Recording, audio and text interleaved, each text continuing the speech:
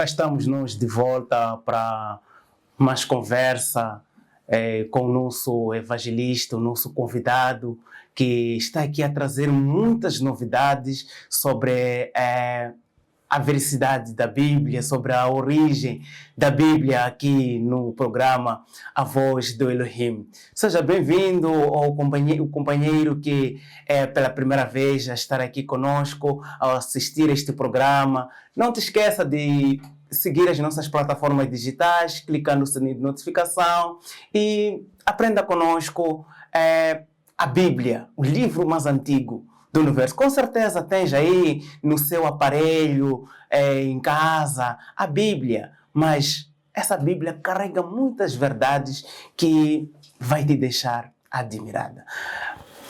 Evangelista, eu deixei aqui uma questão antes de sairmos a um pequeno intervalo, que pode responder a esta questão. Talvez voltarei a reformular a questão. Temos na Bíblia profecias, essas profecias que eram direcionadas a certas pessoas, mas que temos lá na Bíblia, né? Como é que essas profecias ou essas mensagens podem ser aplicadas no nosso viver hoje? Profecias. Eu tenho um testemunho pessoal que envolve de forma direta as profecias, né? Ok. Eu costumo dizer ao testemunhar que não me converti por ouvir uma pregação, né? Ou por alguém vir e dar-me estudos bíblicos, né? Eu me converti primeiro pela fascinação que eu tive pelas profecias, né? Ok. Sim, pela profecia. Eu percebi coisas incríveis que me colocaram contra a parede a ponto de eu não ter mais como negar que realmente este livro aqui é de Deus, tal como ele afirma ser, tal como ele afirma ser a palavra de Deus, né? Exato. Isso por causa de quê? Por causa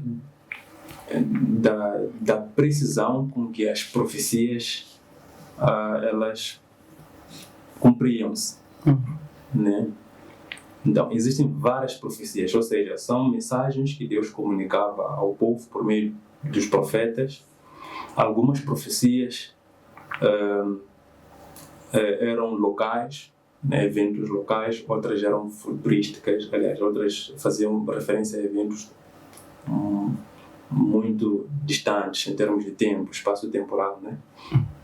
E agora que estamos a falar, boa parte, quase que mais da metade das profecias bíblicas já se cumpriram. Existem ainda algumas que ainda não se cumpriram. É por isso que isso nos garante que a promessa de Deus, que é também profética, que é a razão do nosso cristianismo, a razão da nossa religiosidade, a razão de nós irmos à igreja hoje em dia, que é a grande promessa, a vinda de Cristo, né? Que vai efetivar o plano de Deus para salvar a humanidade. Então, ver que as profecias se cumprem me faz perguntar, será que a promessa de que Jesus vai voltar vai falhar? Entende, né? Wow. Se todas as profecias, temos cerca mais de existem muitas promessas, existem muitas profecias chamadas profecias messiânicas, por exemplo, sobre o nascimento, crescimento, vida, missão de Jesus Cristo, sua morte e ressurreição, sobre tudo o que ele veio fazer, já estava registrado lá pelos profetas, né? E tudo aconteceu com uma precisão incrível.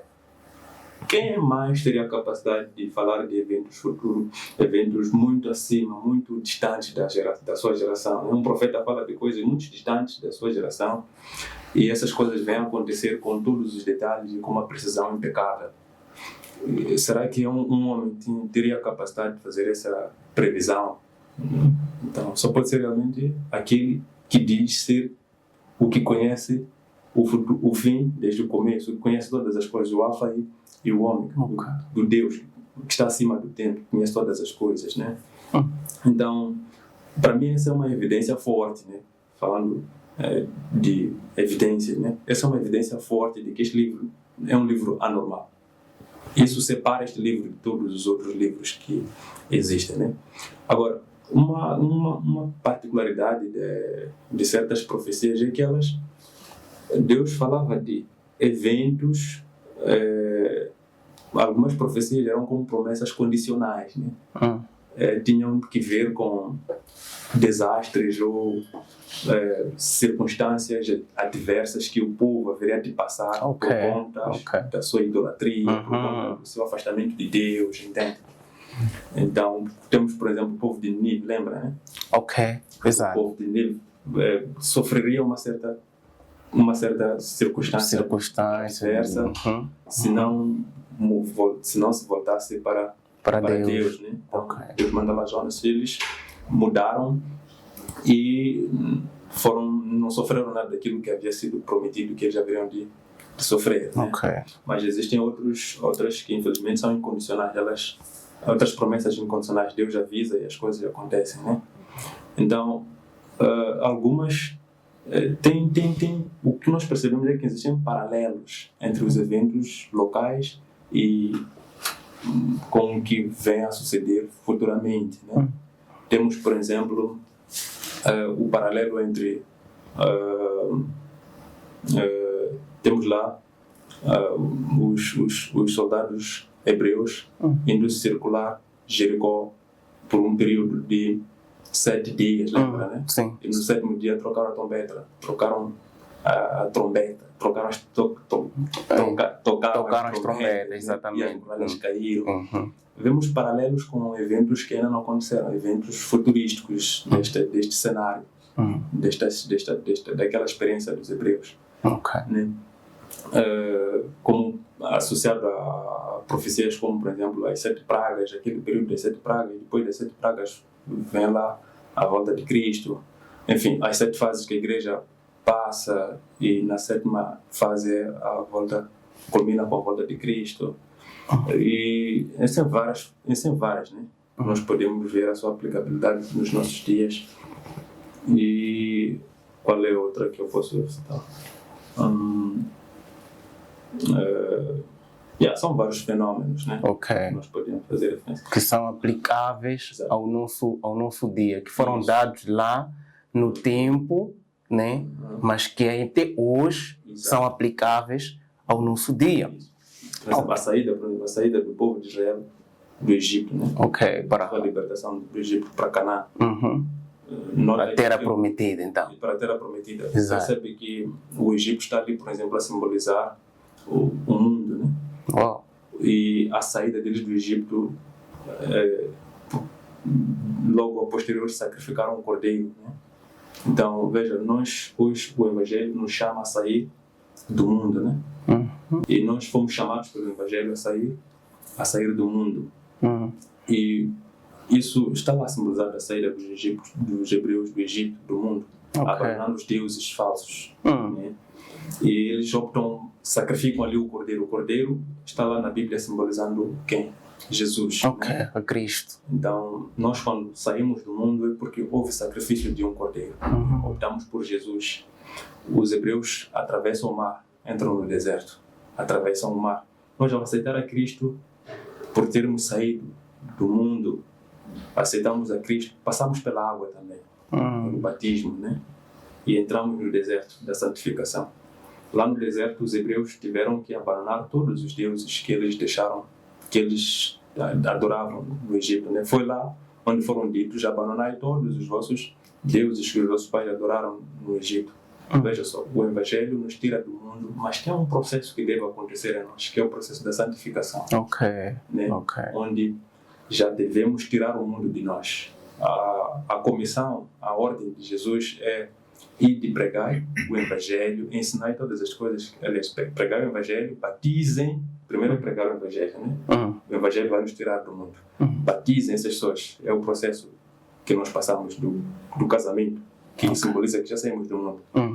E depois de batizar, Jesus disse: ensinem essas pessoas a guardar todas as coisas que eu vos tenho ordenado, né? É nesse processo onde começa a santificação, que é uma lavagem cerebral daquilo que nós éramos antes de sairmos do mundo, né? Que é o processo que vamos fazendo até que Jesus volte. Ok. Então, tem vários paralelos com os eventos que aconteceram no passado, que foram proféticos e que são aplicáveis no nosso tempo. Isso. Ok. Agora, é um assunto muito interessante, né? Interessante mesmo. É uma história linda quando se conta da progressão das profecias da Bíblia. Olha, agora, eu vi o evangelista aqui a enfatizar que a Bíblia, na verdade, é um livro incomparável. É um livro que não pode se colocar na balança com outros livros.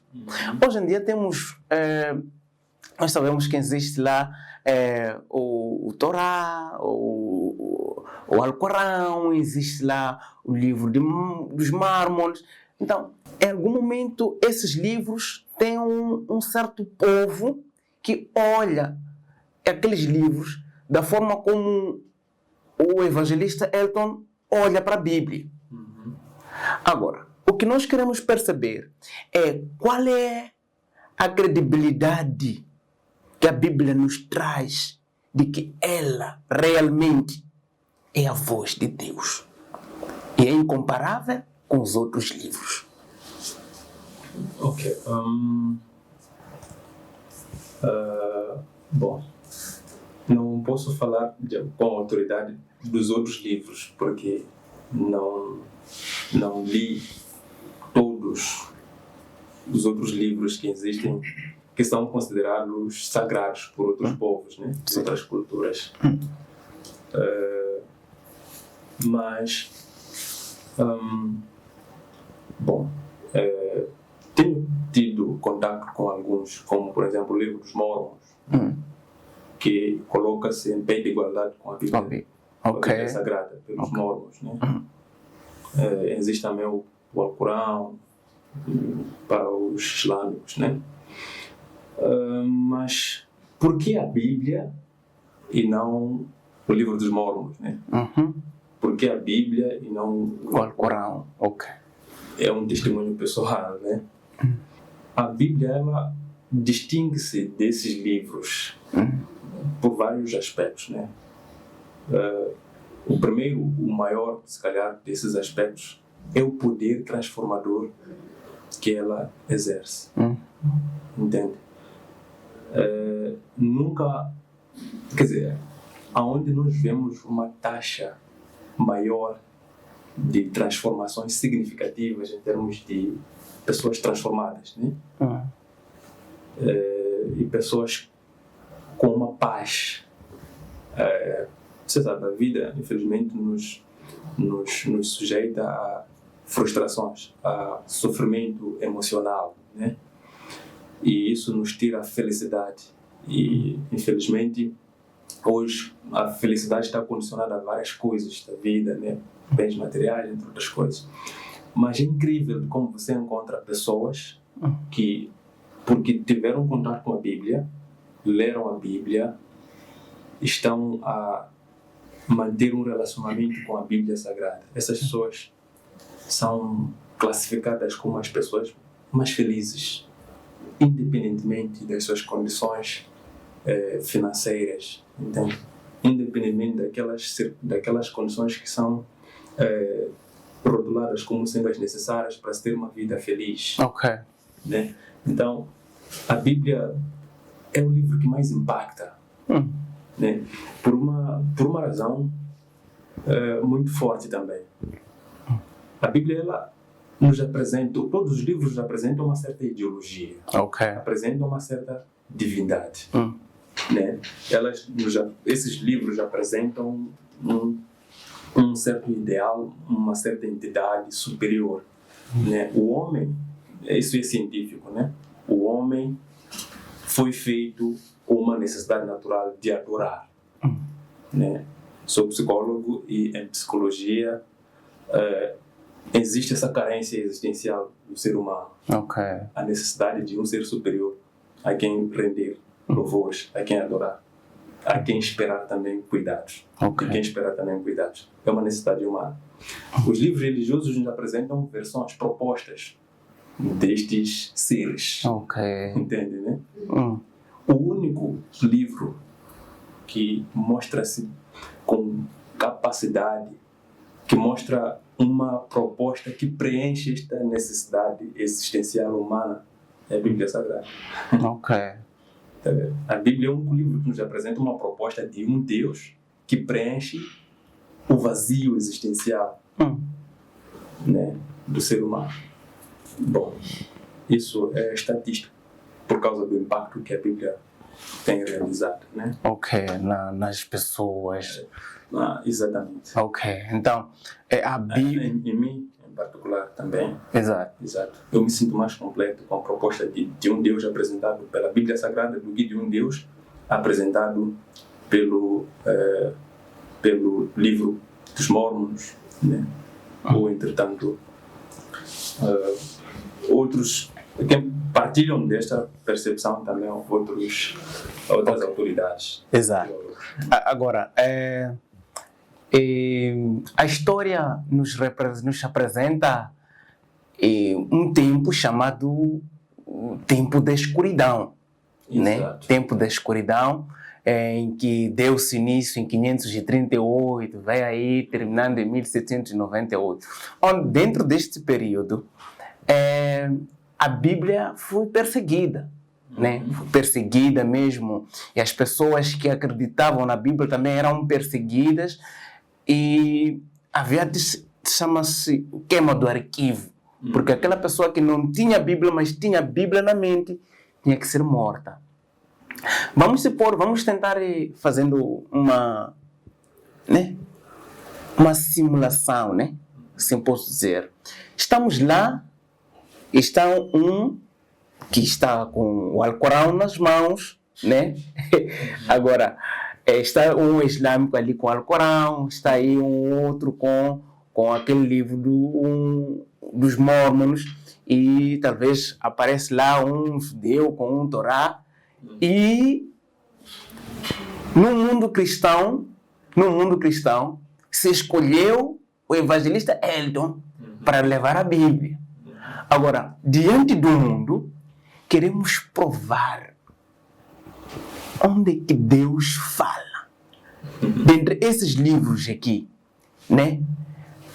Será que a Bíblia, ela em si, tem a capacidade de se expressar, de se demonstrar, né, ao público que, na verdade, eu sou eu, né? Agora, é como eu que sou fumo, né?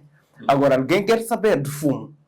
Fumo está onde? Então, vai ali e eu vou levantar-me e dizer que, não, o fumo dele sou eu. Sou eu fumo, eu sou verdadeiro, a minha identidade é essa, a minha identidade é isto, tudo mais. Será que a Bíblia teria esta capacidade de se revelar aos demais que ela é um livro com autoridade? Isso, como diz, ela auto-explica-se, né? Ok. Ela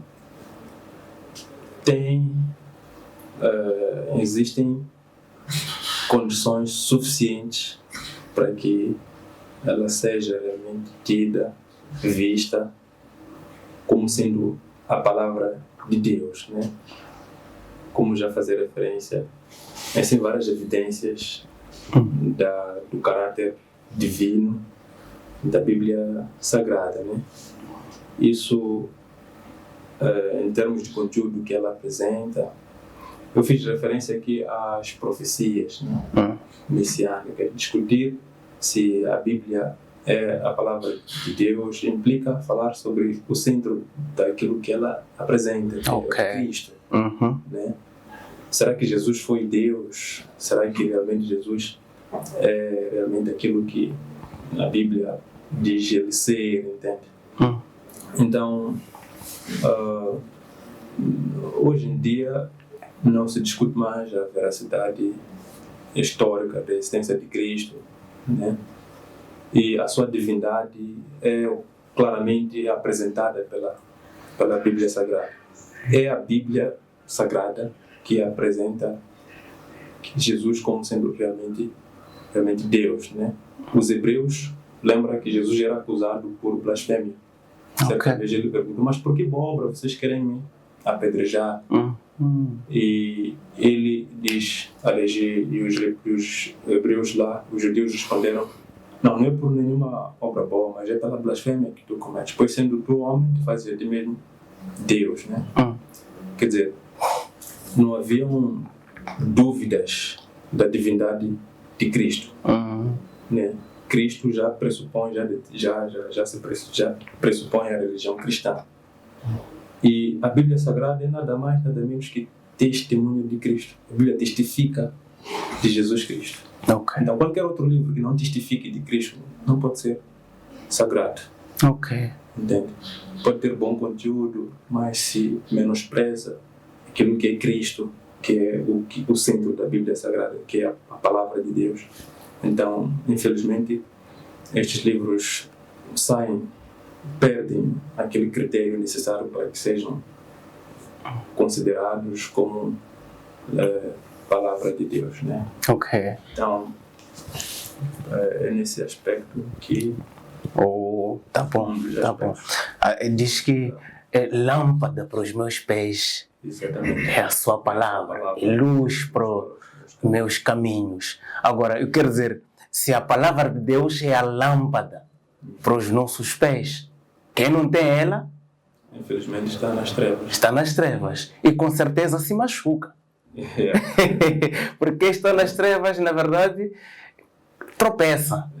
É fácil tropeçar. Eu até costumo dizer, olha, em algum momento o evangelista conhece mais que ninguém o seu quarto. Conhece bem. Exato. Mas imagina a noite sem lâmpada. Consegue mesmo fazer os movimentos sem chutar na cama? Não, é difícil. Durmo lá todos os dias e tal. Era pressuposto que eu conhecesse aquilo até de olhos fechados. Exatamente. Eu nunca vou levantar sem fazer isso. Exatamente, né? Agora, a Bíblia é a lâmpada. Sendo lâmpada, ela nos conduz a um caminho de luz, iluminado, né? Dizias que a Bíblia ela testifica de Jesus. Isso mesmo. O que quer dizer? A personagem principal, ou a personagem central da Bíblia toda é Jesus. Exato, é a pessoa de Cristo. É a pessoa de Cristo. No livro João 5:39, dizia que, examinai as Escrituras, porque cuideis ter nela a vida eterna, né? A vida eterna. Agora, examinando, essa é uma palavra que coloca, se faz um exame, né? Se faz um exame, você está aí para ser examinado. Examinar o que você já estudou, de certa forma, em algum momento. Então, como é examinar as Escrituras? E aqui eu entendo que não é ler. Examinar não é ler. Agora, tem a ver com o que seria examinar as Escrituras. Esta é uma questão que vai ser respondida com o nosso evangelista Elton Valentim, pregador. Né? Ao voltarmos, vamos observar mais uma vez um pequeno intervalo. Até já.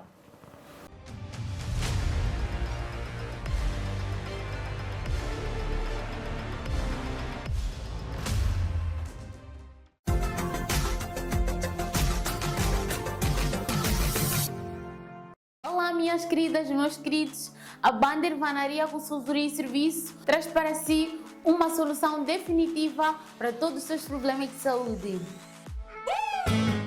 A Banda Irvanaria traz para si suplementos naturais 100% orgânicos, preventivos e curativos. Isto é, são suplementos que pode-se tomar para prevenir e curar sem causar efeitos colaterais. Gamma Solution, recomendado para gastrite, úlcera gástrica, cancro do estômago e muito mais.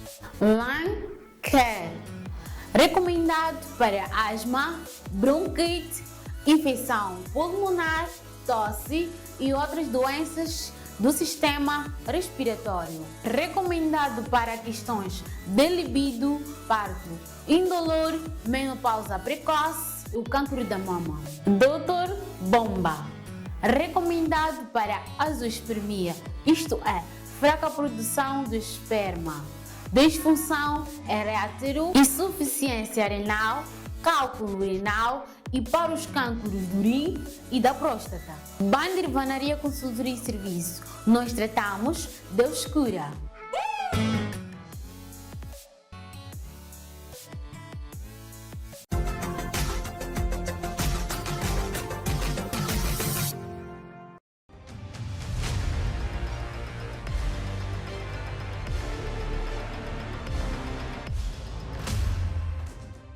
Estamos cá de volta para a nossa programação, o nosso último bloco do programa A Voz do Elohim.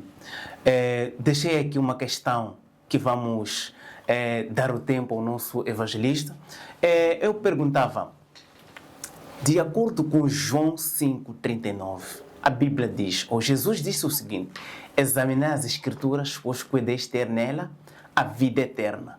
O que seria examinar? Ou em que contexto este verso está no que tange a Bíblia? Ok.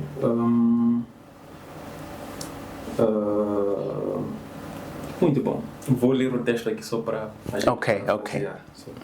Então, diz o seguinte: vocês estudam cuidadosamente as Escrituras, porque pensam que nelas vocês têm a vida eterna. E são as Escrituras que testemunham a meu respeito. Contudo, só para acrescentar o contexto no versículo 40, né? Ok. Contudo, vocês não querem vir a mim para terem vida. Ou seja, este versículo, na verdade, aliás, com estas palavras, na verdade, Jesus estava a criticar uma atitude que, se calhar, muitos de nós hoje podemos estar a cometer também. Qual era a atitude que Jesus estava a criticar aqui dos hebreus? Né? Eles eram muito apegados às Escrituras Sagradas. Ok. Entende? Isso, quer dizer, a Bíblia era quase que idolatrada quando adoramos alguma coisa acima do próprio Deus. Ou seja, era um comportamento, adoravam, idolatravam as Escrituras, mas negavam o autor, que era o próprio Cristo. Entende? Então Jesus diz aqui, vocês estudam, apegam-se muito às Escrituras Sagradas, os hebreus, mas pensam que vão ter nelas a vida eterna. Mas elas falam de mim. O autor da vida eterna sou eu. Como é que vocês rejeitam-me a mim, enquanto dizem se julgam povo da palavra, observadores da lei, entende, né? Então, veja só, os hebreus lá na Ásia, eles eram muito apegados à lei, às Escrituras Sagradas, mas rejeitavam a Cristo. Jesus foi rejeitado pelos seus, né? João 1 diz, ele veio para os seus e os seus o rejeitaram. Né? Mas o que acontece, por outro lado, né? Cá, no mundo cristocêntrico, né? Parece que há muita rejeição da lei, da palavra, e há muito apego a Cristo. O que também apresenta essa discrepância. Não pode. O livro de Apocalipse, Apocalipse 14, versículo 12, quando fala de santos do Altíssimo, povo de Deus, aqueles que realmente seguem, aqueles que realmente estão no perfil de serem filhos de Deus, são apresentadas duas características, né? A obediência à lei, que é a palavra de Deus, e a fidelidade a Jesus, e a fé em Jesus. Então não podemos nos apegar à palavra sem ter uma relação com Cristo, que é o autor da mesma. Mas também não podemos nos achar correto se falamos tanto de Cristo, mas não temos uma relação com a sua palavra. Com a sua palavra. O que quer dizer, o que quer dizer é, no tempo em que Jesus veio, as pessoas estavam mais apegadas na Bíblia, Isso mesmo. né? E não se interessavam com o próprio autor da Bíblia. Agora, hoje, nós vemos pessoas que amam muito a Jesus. Jesus, como diz, eu estou frequentemente na sua boca, porém longe dos seus corações. Epa, ok. Agora, amam muito a Deus, a Jesus, Fala-se muito de Jesus. mas a Bíblia é colocada debaixo. Uau! É uma... Agora, mas existe uma diferença entre... A tua versão diz que deu uma... Uma leitura breve, né? Não, uma leitura, tipo, uma linguagem meio modernizada, né? Exato. Agora, era aquela questão de examinar... Agora, indo à questão de examinar, né? Sim. Gostaria de dar um exemplo de uma atitude que eu penso que deveria ser de muitos hoje que escutam e leem a palavra de Deus, né? Ok. Ou que escutam a palavra de Deus. O apóstolo Paulo, falando a um certo grupo, todos conhecem o apóstolo Paulo, o grande evangelista. Então, ele ficou admirado por certa atitude de um grupo alvo, né? Aliás, de um dos grupos para os quais ele ministrou a palavra, né? E ele escreve isso em forma de apreço, apreciando a atitude daquele povo, daquele grupo. Ele diz assim, em Atos capítulo 17, versículo 11, né? Ok. Diz assim, os bereanos eram mais nobres do que os tessalonicenses, pois receberam a mensagem com grande interesse, examinando todos os dias as Escrituras para ver se tudo era assim mesmo. Ou seja, hoje existe aquilo que chamamos de leitura passiva. Ok. Está vendo? O apóstolo Paulo está a elogiar aqui uma leitura ativa das Escrituras Sagradas. E ele chama aqui isso de examinar. Ou seja, esse povo a quem ele está a elogiar não somente ouviam a palavra quando fosse pregado, quando fosse falada, mas eles faziam um estudo pessoal e ativo de comparação daquilo que estava a ser dito e aquilo que estava aqui escrito. E essa é a atitude, esse é um dos exemplos práticos daquilo que seria examinar as Escrituras Sagradas. Então, aí vai um conselho, uma dica, um apelo. Não sejamos ouvintes da palavra de Deus, sejamos estudiosos ativos, leitores ativos. Ouvimos, vamos procurar ler para confirmar se as coisas que são ditas por ele são realmente verdades ou não, se são confirmadas ou não pela palavra de Deus. E ler a Bíblia, alguns leem a Bíblia de forma assim aleatória, mas a Bíblia, examinar a Bíblia é fazer um estudo sistemático dela, conforme Jesus, o próprio Jesus, nos dava exemplo na sua forma de abordagem, né? Podemos ver, por exemplo, em Lucas 24, 27, diz assim, começando, Jesus disse, né? Vou ler de 25 primeiro. Diz, ele lhes disse, como vocês custam a entender e como demoram a crer em tudo o que os profetas falaram. Não devia Cristo sofrer estas coisas para entrar na sua glória? E, começando por Moisés e todos os profetas, explicou-lhes o que constava a respeito dele em todas as Escrituras. Ou seja, explicar é o mesmo estudar, né? Sim. Jesus aqui estava a ministrar, estava a estudar a palavra de Deus com esses homens. Com esses homens, exatamente. E aqui a expressão ele fez isso começando por Moisés e foi percorrendo por todos os profetas. explicando sobre tudo que as Escrituras falavam a respeito dele mesmo. Ou seja, isso remete a uma sistematização na forma de como nós devemos estudar, na forma de como se estuda a Escritura Sagrada, a Bíblia, né? Então, a Bíblia não é um livro só para ler de forma aleatória. Temos que fazer uma leitura sistemática, um estudo sistemático dela. Exato. Muito obrigado, evangelista Elton. Podemos aqui aprender muita coisa sobre a Bíblia, né? A Bíblia, na verdade, é um livro do tesouro, né? Que precisa mesmo ser difundido com muita cautela. Eu pude perceber no último verso que ele deu, Atos 17, versos 11. Olha, Berenses tinha uma ação nobre, uma ação incrível. Ele não acreditava só ouvindo. Eles iam para lá, investigavam. Agora, eu quero fazer um desafio para o amigo, amiga que nos acompanha. Neste domingo, leva a sua Bíblia, né, para a igreja.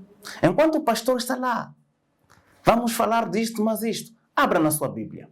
Compara se aí está a verdade ou não. Evangelista, chegamos ao ponto final do nosso programa. A voz do Elohim pode dar as suas últimas considerações e saudações e pode se despedir do programa. Ok. Gostaria de parafrasear aqui João 8,32. Diz ali Jesus: e conhecereis a verdade, e a verdade vos libertará. A palavra de Deus é a verdade. No conhecimento da palavra de Deus há a verdadeira libertação. Hoje nós buscamos nos libertar de tantas coisas, né, nas quais este mundo nos aprisiona. Mas a verdadeira libertação está no conhecimento da palavra de Deus. Se calhar está aí preso, aprisionado por diversas circunstâncias da vida. Saiba que tens a chance, tens a libertação plena e genuína no conhecimento da palavra de Deus, que é a verdade. Então esse vai aí o meu apelo. E obrigado, evangelista.